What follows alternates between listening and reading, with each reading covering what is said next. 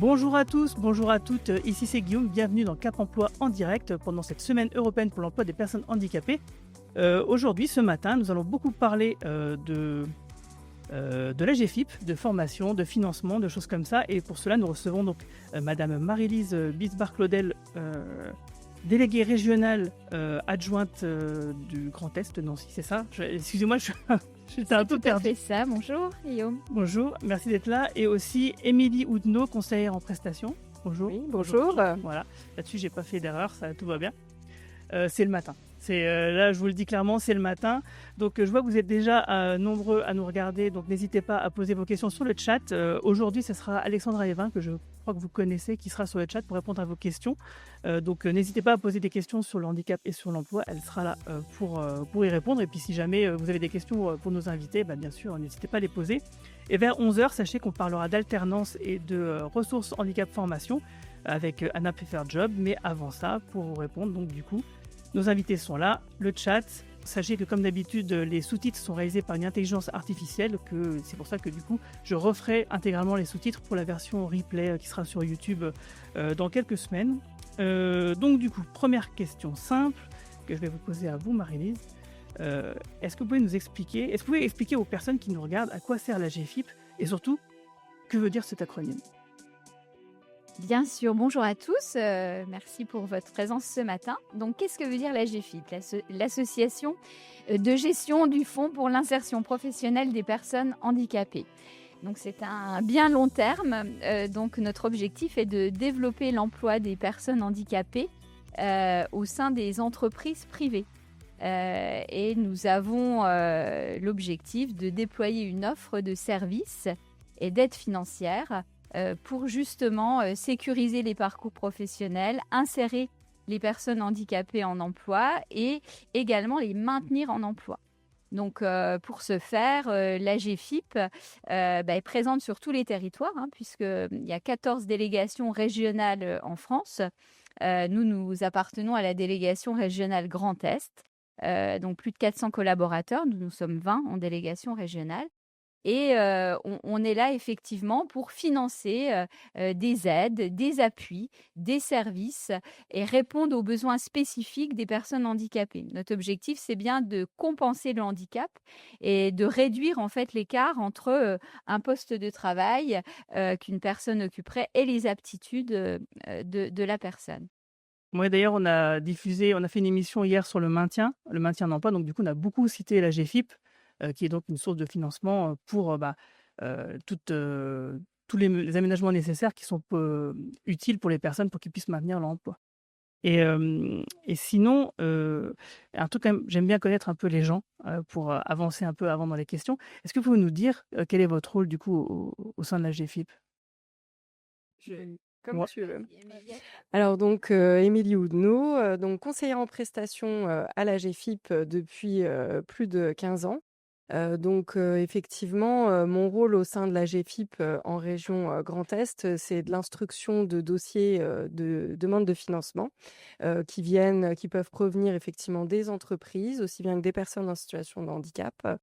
Et également effectivement le pouvoir répondre effectivement aux questions des partenaires, des personnes en situation de handicap, des entreprises pour aussi bien des demandes généralistes que plus précises concernant les dossiers.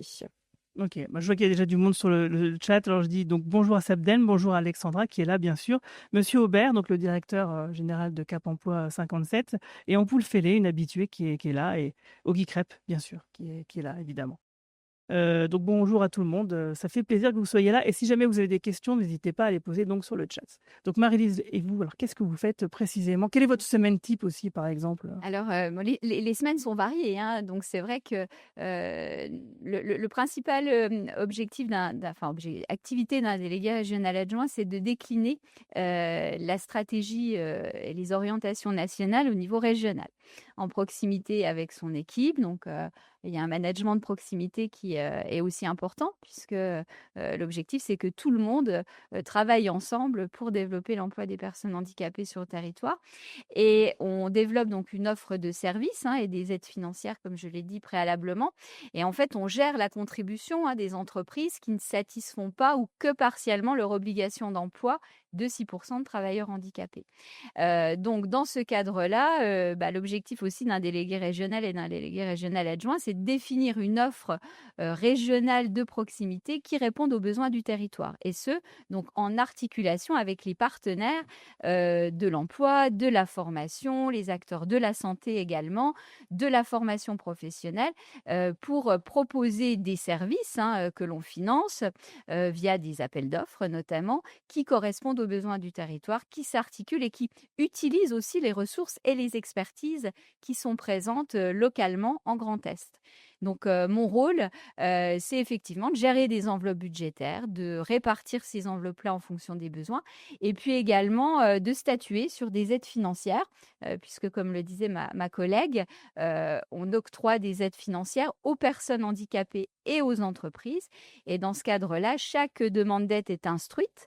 Il y a des critères d'éligibilité, des critères d'attribution des aides. Et dans ce cadre-là, on doit statuer et on travaille ensemble de manière collaborative sur chacun des cas. Ok, j'espère que du coup, il y a des entreprises, des employeurs qui nous regardent, parce que si jamais ils avaient des questions sur des demandes de financement, j'imagine que c'est le bon moment. Alors du coup, si je résume, en gros, vous faites un peu l'interface entre une politique nationale et vous adaptez ça par rapport à la région. Donc en vrai, quelque part, vous fixez un peu une sorte de cadre aussi.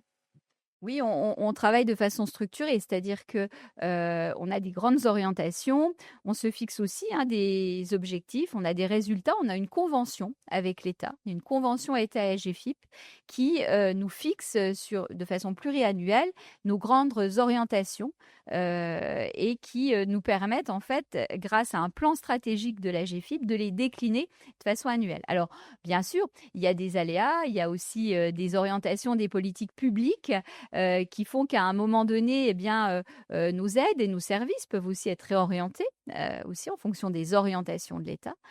Donc, c'est une offre qui s'adapte, qui est modulable, qui au-delà aussi des besoins, c'est également des orientations qui nous sont fixées. Donc, c'est assez structuré, avec toutefois une marge de manœuvre puisqu'on soutient les initiatives locales.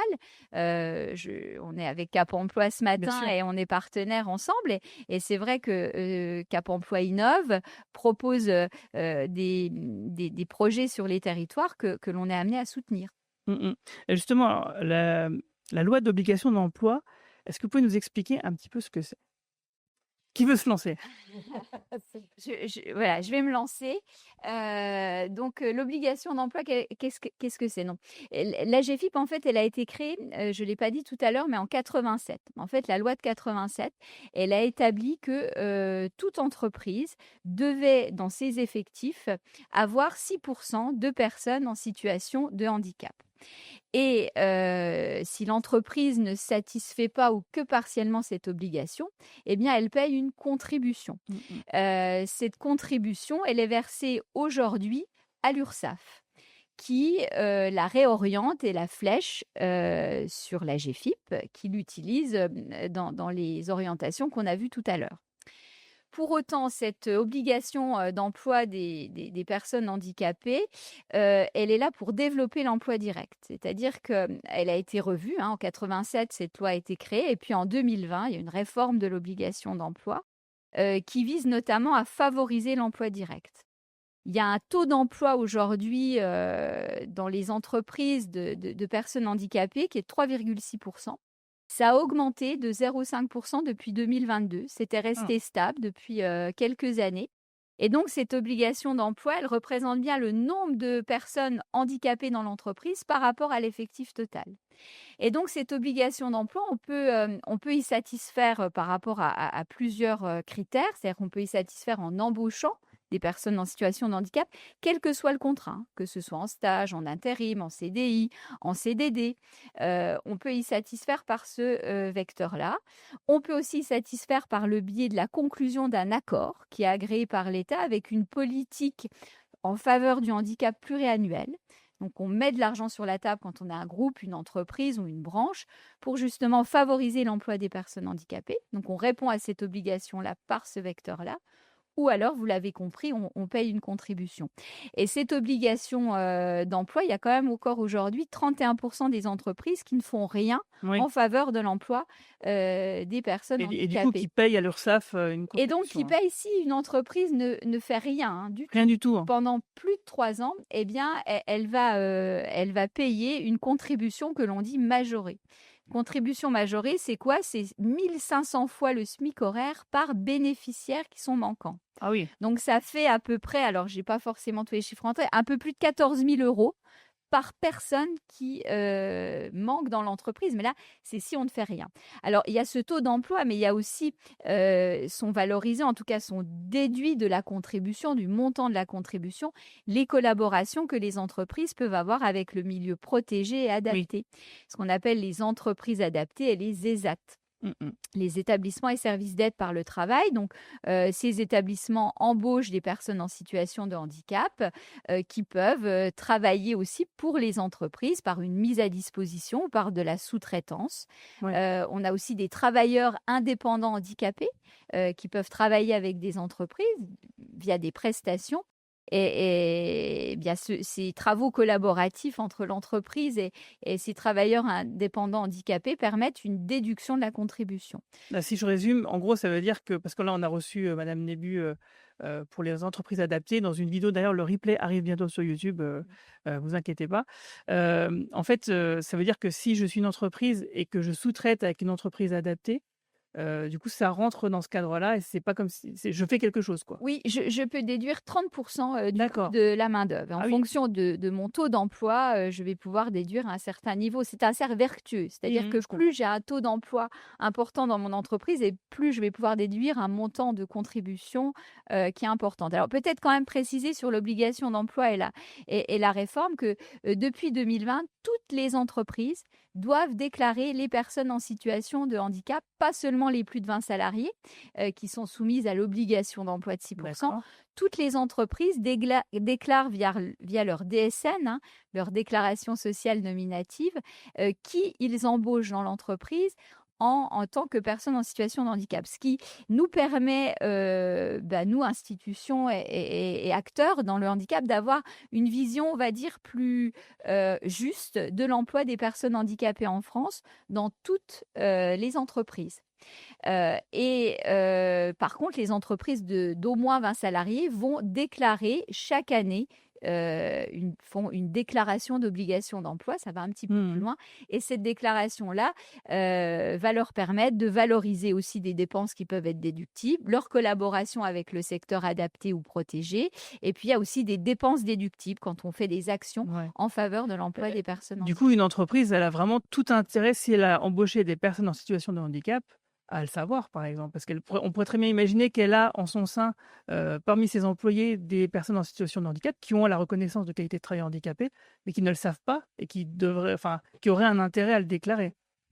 Oui, mais après, c'est vrai qu'il n'y a pas d'obligation pour une personne en Bien sûr. situation de handicap aujourd'hui de dire à son employeur qu'elle est reconnue Mais travailleuse ce que je veux dire, c'est handicapée. que l'entreprise, elle a un tout intérêt à avoir une politique handicap vraiment affichée et claire et bénéfique pour inciter les gens à le faire, par exemple.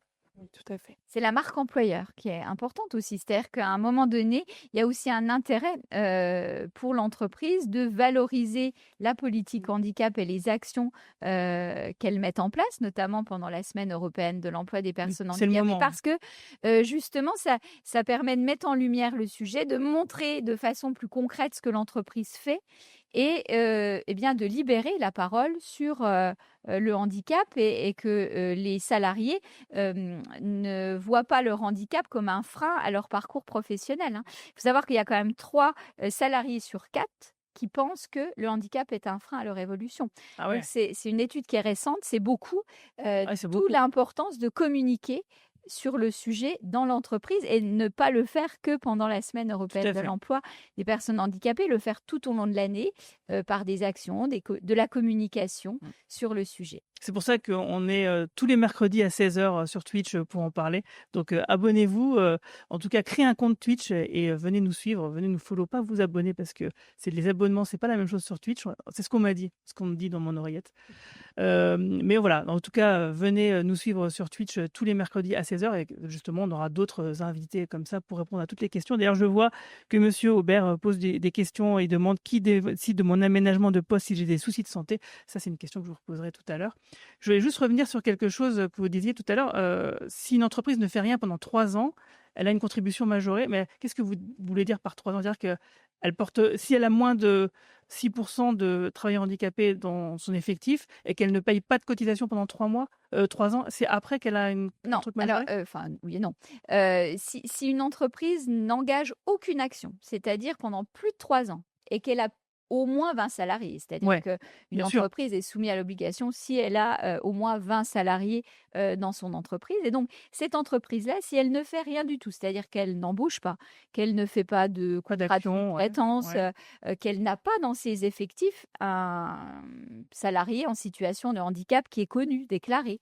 Si elle ne fait rien du tout pendant plus de 3 ans, c'est là où va s'appliquer cette contribution majorée Et qui, c'est-à-dire que pendant 3 ans, elle a quand même une contribution. C'est juste qu'au bout de 3 ans, voilà, c'est une contribution plus importante. c'est ça. D'accord, Parce que la c'est contribution, en clair. fait, elle est à 400, 500 ou 600 fois le SMIC horaire par bénéficiaire manquant. Donc, c'est en fonction de Ouais, la taille de bien l'entreprise sûr. que l'on paye une contribution, enfin, que le montant de la contribution est calculé. Et du Voilà. coup, c'est assez incitatif, ça, vous pensez? Parce que vous disiez qu'il y a quand même beaucoup d'entreprises qui ne font rien encore pour l'instant. Il y a quand même 31% des Ouais, entreprises qui satisfont leur obligation d'emploi que par l'embauche directe. d'accord. C'est-à-dire que, voilà, donc ça fait, on n'est encore pas à 33%, hein, Ouais, c'est pas à un presque un tiers, tiers, quoi. voilà. On n'est encore pas un tiers, mais on y vient. Le focus est quand même de cibler celles qui ne font en fait rien du tout Ouais, pour les inciter. ouais. Et c'est vrai que, on voit que la loi, elle est incitative tout de même. Alors, il y a aussi l'évolution, des cultures, enfin de l'évolution de la société. Mais comme je vous dis, le taux d'emploi a tout de même progressé. Là, en un an, on est passé de 3,5 à 3,6. Il y a aussi 1,2 million de personnes handicapées salariées aujourd'hui en entreprise. 1,2 million. Pour arriver à 6%, il nous en manque encore 800 000. Il faudrait qu'on Ah oui. arrive à 2 millions de salariés handicapés pour que demain, on va dire qu'en France, on respecte l'obligation d'emploi de 6%. OK, merci, c'est très clair. Alors justement, vous financez beaucoup de choses, notamment en partie les Cap Emploi de toute la France. Alors comment ça se passe la relation avec Cap Emploi? Qui veut répondre? Alors oui, Bah, on a une bonne relation avec Cap Emploi. En tout cas, on fonctionne effectivement en partenariat, en proximité, toujours voilà, en écoute avec Cap Emploi, avec la GFIP. En tout cas, voilà, Cap Emploi peut aussi, et le fait d'ailleurs, aussi des remontées, que ce soit, bon, il y a effectivement au travers des dossiers, pour moi, plus ma partie, effectivement, mais pas que ça, hein, il y a tout un travail aussi derrière, qui est mené, avec la GFIP et Cap Emploi. La GFIP travaille en proximité de Cap Emploi depuis le démarrage, hein. Il y a une vingtaine d'années, on disait que Cap Emploi, alors à l'époque, il n'y avait pas forcément le label, je crois que ça date des années 2000, mais Oui. voilà. Mais on disait que le Cap Emploi était le bras armé de la GFIP parce que effectivement, c'est Cap Emploi qui est en proximité sur chaque territoire. Alors la GFIP est un financeur de Cap Emploi, hein, au même titre que le sont le FIPHFP, qui est notre pendant. Et qu'on recevra donc un responsable demain après-midi, oui. Voilà, ce qui est notre pendant sur les fonctions publiques, hein, État hospitalière et territorial. France Travail, qui également Bien sûr.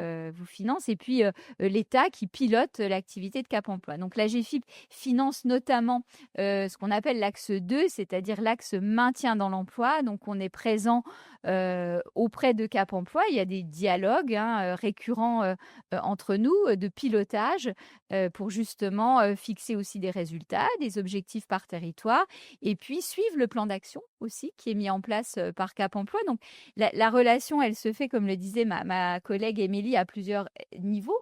À un niveau de pilotage, d'orientation avec les directions Cap Emploi et puis à un niveau financier aussi. Et un troisième niveau opérationnel, puisque les équipes sont en lien AGFIP et Cap Emploi pour instruire les dossiers, pour échanger et puis transmettre de l'information, parce que sur notre offre de service, elle est connue et maîtrisée par Cap Emploi. Ok. Et puis aussi peut-être terminer en disant qu'on a quand même, ce qui nous rapproche, c'est notre ambition commune. Oui. Notre ambition commune, c'est bien de développer l'emploi des personnes handicapées, de sécuriser leur parcours professionnel, de compenser le handicap et de travailler, on va dire, à côté des acteurs publics de l'emploi. Donc, on a un peu les mêmes objectifs et ambitions. Oui. Là, je vois, il y a Sabine qui nous rejoint sur le chat. Bonjour Sabine.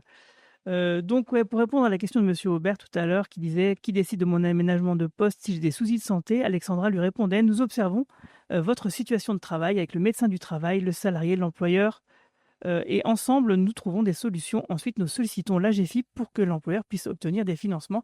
Bon, ça, on va y venir.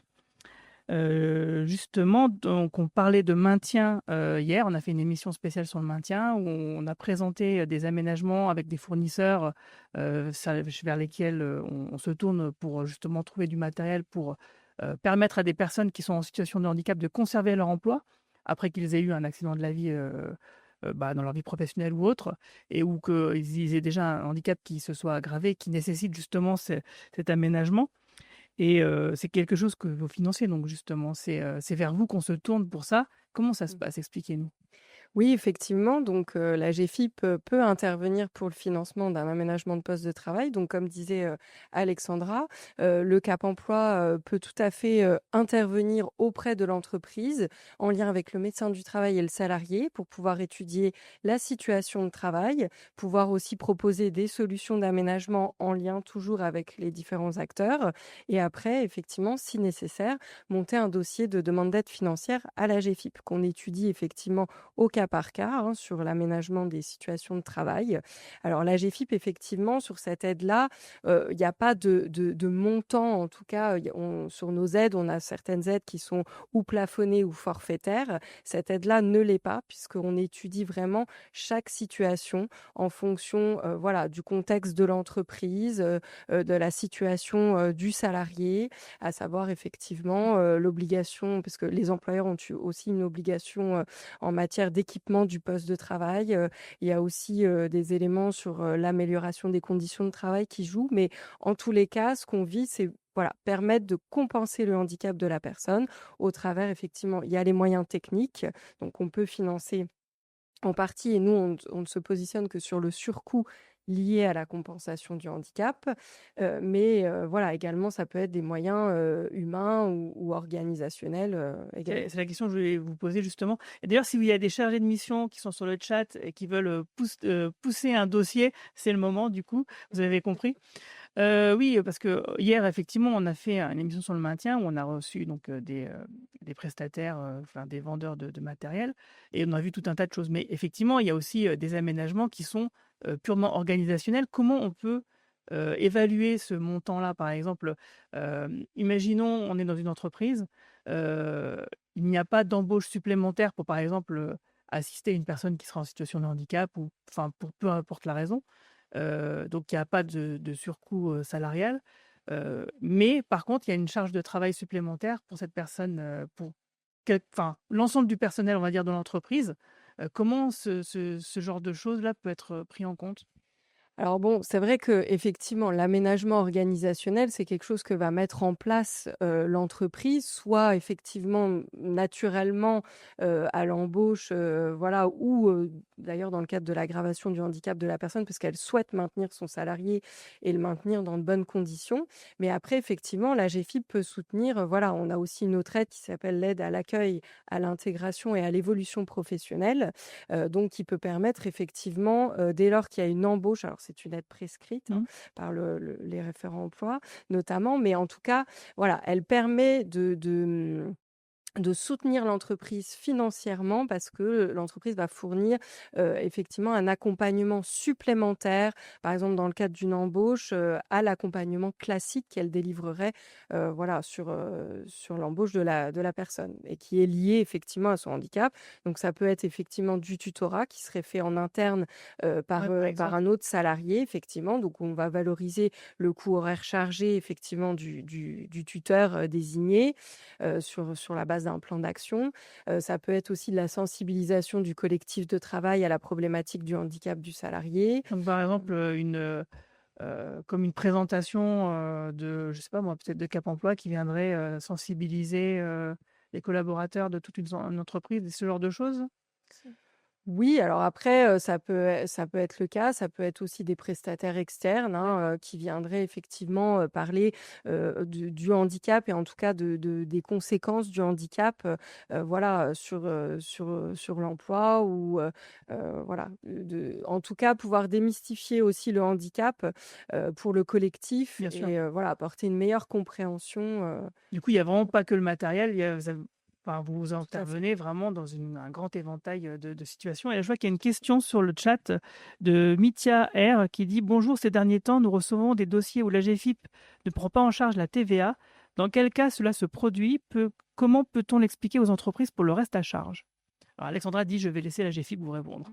Alors effectivement, il faut savoir qu'en fonction, l'entreprise, quand elle achète du matériel, tout type de matériel, soit elle récupère la TVA, soit elle ne la récupère pas. Mais ça, c'est elle qui le sait en D'accord. fait, effectivement dans l'entreprise. Souvent, alors il peut y avoir des cas particuliers, notamment des banques, des assurances qui récupèrent, mais partiellement la TVA par exemple.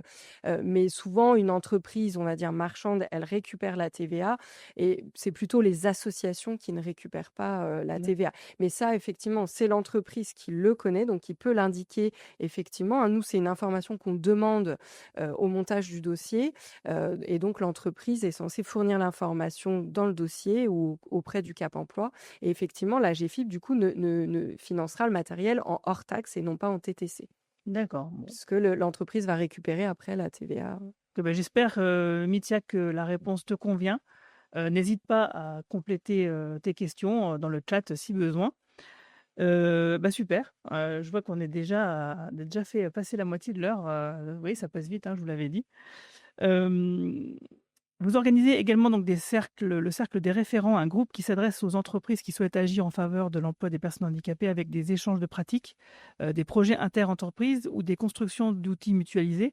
Cette proximité avec les employeurs et les entreprises doit être essentielle pour que les initiatives portées par la GFIP puissent apporter des résultats. Avez-vous beaucoup d'entreprises participantes?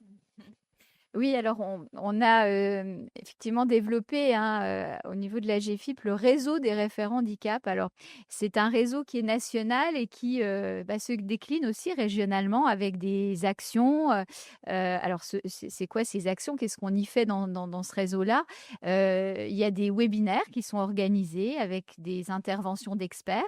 Donc ça permet aux entreprises de rencontrer, des experts du sujet, des partenaires locaux, d'identifier des interlocuteurs clés pour un référent handicap en entreprise. On propose aussi des ateliers qui sont animés par le biais d'intelligence collective, donc dans lequel les entreprises vont partager leurs pratiques, vont échanger entre pairs, et à l'issue des livrables sont construits par les entreprises elles-mêmes, notamment des fiches pratiques par exemple sur des sujets. Les thématiques chaque année identifiées sont retenues via des sondages. Donc, on essaye de répondre au plus près aux besoins des entreprises. Donc, ce sont des espaces où les entreprises peuvent venir de manière gratuite, échanger, partager sur des thématiques qui sont à la fois régionales, mais il y a aussi des moments nationaux, puisque chaque année, au mois de mars, on a l'Université du réseau des référents handicap, qui est un événement, on va dire, hybride, à la fois en présentiel et en digital. Cette année, ça sera à Marseille au mois de mars. les référents handicap, alors aussi bien des entreprises que des organismes de formation et des CFA, peuvent rencontrer des experts, échanger, participer à un certain nombre de conférences sur des thématiques du handicap et également participer à des ateliers et des séquences de professionnalisation. Donc, si vous voulez, c'est une offre globale, collective, qui est proposée aux référents handicap. Alors, vous me posez la question du nombre.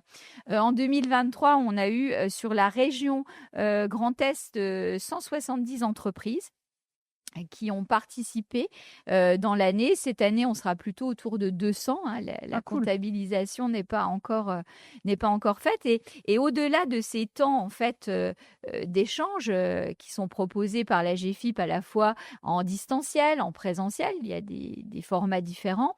Les référents handicap peuvent aussi se connecter sur notre plateforme de professionnalisation qui a été lancée cette année en 2024, qui est une plateforme qui est gratuite, alors qui permet de connaître tous les événements qui se font au niveau du réseau référent handicap, mais au niveau de la région, mais également d'avoir accès à des modules de professionnalisation. Vous avez l'adresse internet dans la tête, c'est Appui Pro. Donc je pense que si on tape sur Google, le moteur de recherche Google, appui à la professionnalisation AGFIP, on tombe sur un espace. Alors il faut s'inscrire, comme tout espace, avec son adresse mail et un code privé, et on s'y connecte. Alors, tous les modules proposés sont gratuits. Vous avez des formats pour les entreprises en distanciel avec un parcours de professionnalisation, mais vous avez aussi des modules qui s'adressent aussi bien aux acteurs du réseau pour l'emploi, notamment, qui permettent de découvrir l'écosystème du handicap, alors l'offre de services AGFIP, les différentes typologies de handicap. C'est des séquences d'une demi-heure. Qui sont proposés même de manière ludique. Je pense à un des modules que moi-même j'ai suivi, puisque ça s'adresse aussi à des collaborateurs, à des conventions entreprises notamment, où on se trouve dans un train et on passe de wagon en wagon avec des jeux qui permettent de découvrir ce qu'on peut y faire lorsqu'on crée son plan d'action handicap. Donc c'est une offre qui est nouvelle et qui s'articulera aussi avec des acteurs comme France Travail qui lancent leur Académie France Travail. Et ces modules sont gratuits. Donc, j'invite tous les participants à s'y connecter et à voir si des choses peuvent les intéresser, puisque ça va au-delà de ces temps d'échange ponctuels proposés par la GFIP régionalement et nationalement. Ok, alors je rappelle que les référents handicap, pour ceux qui ne le savent pas, ce sont donc des personnes au sein des entreprises qui sont l'interface entre justement les travailleurs en situation de handicap dans l'entreprise et tout un tas d'organismes comme Cap Emploi, la GFIP, etc. Et puis peut-être aussi préciser que la réforme de l'obligation d'emploi de 2020, on en parlait tout à l'heure, elle a rendu obligatoire dans les entreprises de 250 salariés et plus la nomination d'un référent handicap. Donc ces espaces-là permettent de se professionnaliser. Et je terminerai par... Ils ne sont pas abandonnés, quoi. Il y a également des organismes de formation et des CFA, comme tu disais tout à l'heure. Tout à fait, Il y a un réseau de référents handicap pour les organismes de formation et de CFA qui a été lancé l'année dernière pour structurer aussi ces échanges. Et je terminerai par un espace qui s'appelle RRH Connect, qui n'est accessible par contre là que pour les référents handicap des entreprises, et c'est une sorte de Facebook un peu fermé et qui permet d'échanger entre les entreprises, de pouvoir s'envoyer des messages, d'échanger avec des pairs d'un même secteur d'activité ou pas d'ailleurs, et qui leur permet aussi d'avoir accès à un certain nombre de ressources. Il y a une bibliothèque de connaissances avec tout ce qui a pu être fait en termes d'outils au niveau aussi du réseau référent handicap, et de connaître les événements, d'avoir des replays. Enfin voilà, chaque région publie des informations sur ce réseau qui est destiné uniquement aux entreprises de toute la France. Ok, bon, c'est super. Je ne savais pas, par exemple, que ça existait.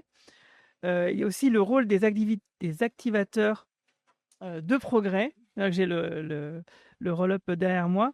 Et leurs ambassadeurs, est-ce que vous pouvez nous en dire 2 mots? Alors, activateur de progrès, c'est un mouvement c'est un mouvement où les entreprises, les associations ou n'importe quelle organisation qui s'engage en faveur du handicap et qui pense notamment que le handicap est un facteur de progrès pour la société, qui pense que agir concrètement, c'est important. C'est toutes ces structures-là qui vont pouvoir à un moment donné s'inscrire sur ce site activateur de progrès pour témoigner de leur engagement. Aujourd'hui, on a plus de 15 000. Je crois qu'il y a 2 jours, c'était 15 132. Donc, C'est ça. voilà, qui sont inscrits et qui, alors au-delà d'être inscrits, où ça permet de montrer son engagement, on a aussi accès sur ce site-là à un kit de communication, notamment Ouais, pour la semaine pour l'emploi. je l'ai reçu. Voilà, clé en main, qui permet à une entreprise eh bien, d'avoir un kit de com, on peut y apposer son C'est logo. assez bien fait. Merci Guillaume. Et également d'avoir aussi accès à des jeux, des outils. Donc on est vraiment sur l'aspect com, au niveau activateur de progrès, ce qui est un petit peu différent de ce dont je parlais tout à l'heure. Oui. On est sur de la professionnalisation. C'est un petit peu pas. Là, c'est vraiment sur de la communication. Et sur cet espace-là, vous avez aussi la possibilité, si vous êtes une entreprise, une association porteuse d'une initiative ou d'un projet ambitieux, il y a un prix qui s'appelle un prix activateur de progrès chaque année où une entreprise peut déposer un dossier sur une initiative qu'elle a portée.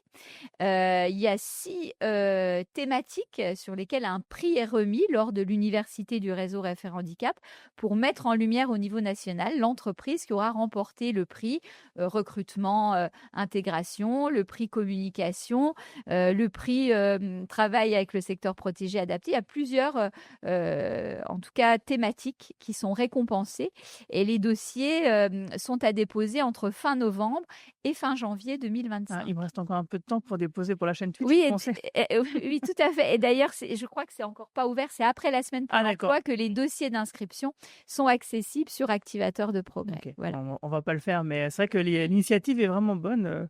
C'est vraiment chouette. Est-ce qu'il y a des choses qui pourraient changer prochainement par rapport à tout ce qu'on s'est dit là pendant cette petite heure?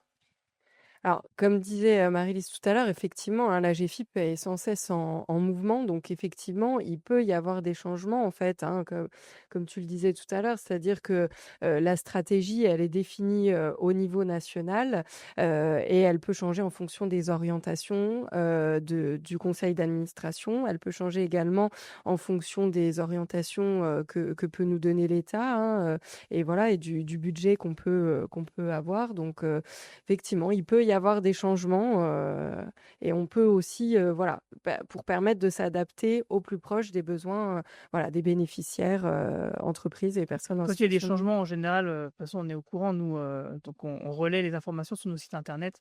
Oui, et d'ailleurs, peut-être que c'est important de le dire aussi, la GFIP, mais on en échangera peut-être, mais par exemple, renforce son action sur la compensation de handicap et se désengage du financement des coûts pédagogiques de formation, s'appuyant sur le fait que le droit commun, finalement, une personne handicapée est une personne avant tout et que le droit commun doit aussi, dans une société inclusive, intégrer la notion de handicap et avoir aussi les moyens de pouvoir accompagner ce public-là via le financement de coûts pédagogiques de formation. Donc oui, il y a des évolutions par rapport à des orientations, à des enveloppes financières qui évoluent, à des besoins aussi qui sont renforcés dans tel ou tel domaine. Je vois Ampoule Félix qui dit que c'est vraiment cool, donc merci pour ton commentaire. Là, on se dirige tout doucement vers la fin de l'émission. Est-ce qu'il y a une question que je ne vous ai pas posée à laquelle vous aimeriez répondre, Marie-Lise? Oui, alors peut-être justement parler de ce qui bouge ou ce qui bouge pas. Alors peut-être de connaître pour les auditeurs ou les gens qui visionneront le replay les orientations de 2025. C'est quoi la GFIP en 2025 puisqu'on est au mois de novembre. C'est 2025, donc, c'est bientôt. Voilà, la GFIP 2025, c'est quoi? Alors, voilà, peut-être à cela. Alors, la GFIP de 2025, c'est un accompagnement des entreprises en proximité. On en a peu parlé, mais la GFIP a aussi un rôle d'accompagner les entreprises en proximité de façon à ce qu'elles puissent développer une politique handicap généraliste.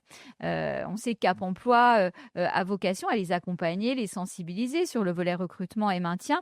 Là, on est plutôt sur la co-construction d'un plan d'action sur les différentes thématiques en lien avec le handicap, et la GFIP accompagne les employeurs en proximité, au-delà de l'offre collective dont on a parlé de réseau référent handicap.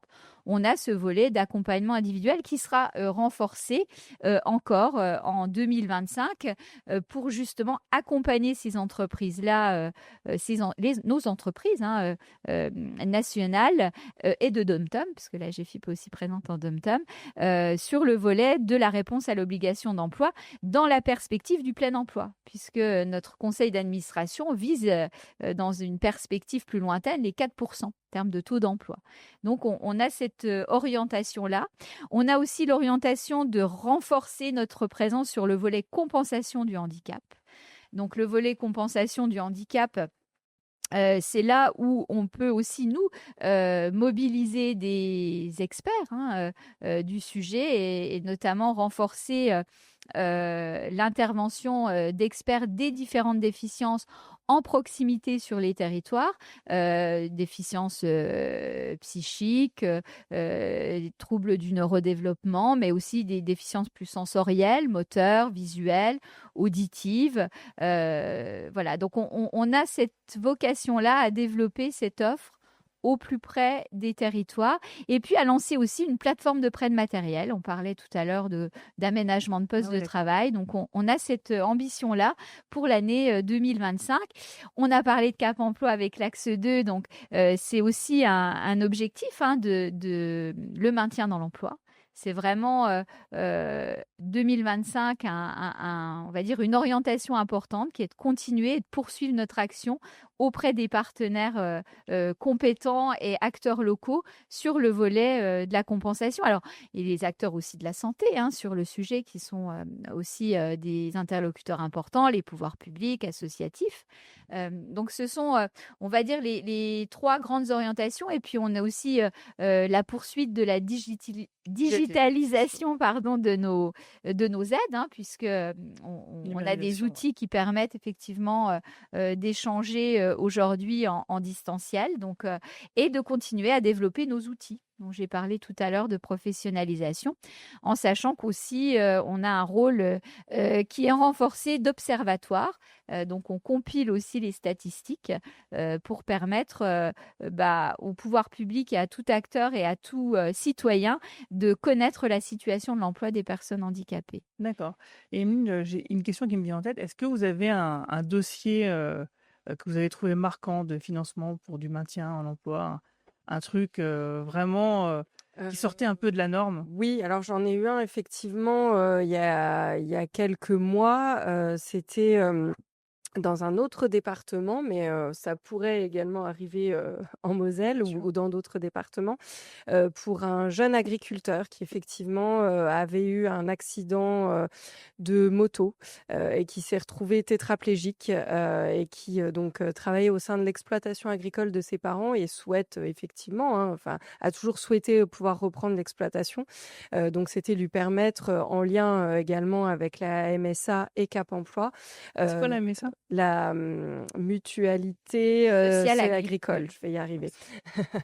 Donc, de pouvoir effectivement permettre une étude de son poste de travail et de pouvoir financer des aménagements qui étaient assez conséquents, puisque c'est une personne qui se déplace en fauteuil et qui en tout cas a perdu beaucoup d'autonomie après son accident, puisque avant c'était une personne valide, et donc il a fallu aménager notamment son tracteur avec un élévateur pour qu'il puisse pouvoir accéder à son poste de conduite de manière autonome, et après aménager également le poste de conduite avec des rétroviseurs. L'aménagement était assez conséquent. Bon, après sur du matériel agricole, on est souvent sur des coûts assez importants, mais en tout cas là, il y avait beaucoup d'aménagements à mettre en œuvre, donc Donc c'est aussi, voilà, c'est aussi une belle réussite et ouais, une fierté aussi de pouvoir se dire qu'on a contribué à notre échelle, voilà, avec nos partenaires aussi au maintien de ce jeune-là. Oui, c'est vrai que le maintien en emploi, c'est quelque chose qui fonctionne plutôt bien. C'est rare finalement les cas où il y a pas de solution, quoi, où il faut aller sur la reconversion. D'ailleurs, reconversion professionnelle, c'est le sujet, de la semaine prochaine, non, de demain. Demain 10 heures, on en parlera avec une chargée de mission Cap Emploi. Bah, pareil, quelle est la question que je vous ai pas posée, à laquelle vous auriez aimé répondre?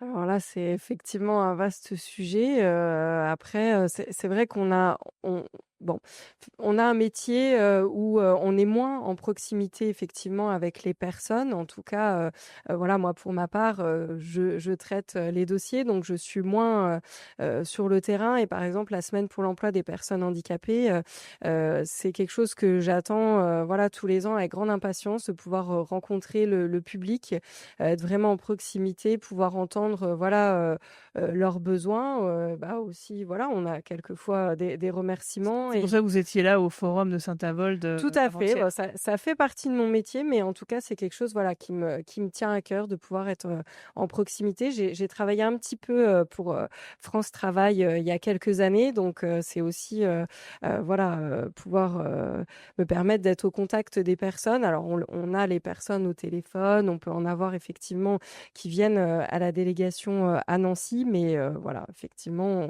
de pouvoir, échanger avec eux directement en face à face, c'est aussi important. OK, alors s'il y a pas de questions sur le chat, je pense qu'on va pouvoir arrêter cette heure-là. Est-ce que vous auriez quelque chose à rajouter? Bah, peut-être vous remercier pour Merci l'invitation. beaucoup. Merci d'être venu en tout cas, Voilà, hein. ça permet aussi, pour nous de parler de ce qu'on fait et puis de montrer que, bah, on est partenaire, en proximité Tout avec à fait, vous. Voilà, tout à merci. fait. Merci Donc, beaucoup. bah, merci à vous, d'avoir bravé donc les bouchons, entre Metz et Nancy.